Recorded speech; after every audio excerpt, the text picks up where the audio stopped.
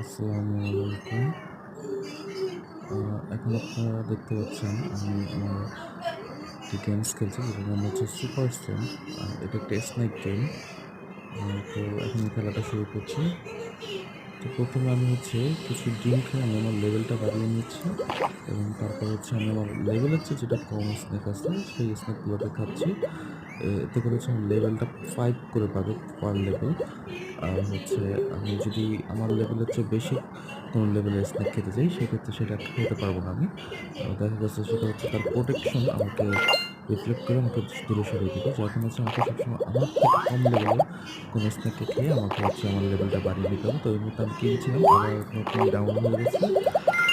স্পিডটা মাঝে মধ্যে আমি স্পিড আ বাড়িয়ে যে অপশনটা আছে সেটা খেয়ে আমি সেটা বাড়িয়ে নিচ্ছি।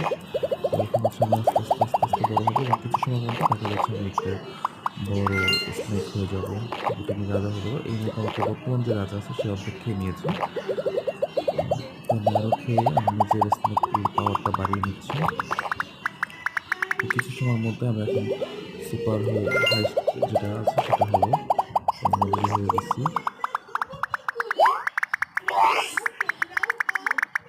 এই তো আমি এখন রাজা হয়ে গেছি। আমি এখন খাবো কিন্তু সুপার যে বসটা আছে তো আসলে আমি বসটার সাথে পারবো না। কারণ আমার লেভেলটা বসের জন্য হতে হলে ২০০০ আপ হতে হবে। 2000 আপ। এখন আমার 17 সামথিং হচ্ছে অর্থাৎ ১৭০০-৪৪০০ হয়েছে যার কারণে বস আমাকে এখন খেয়ে নেবে।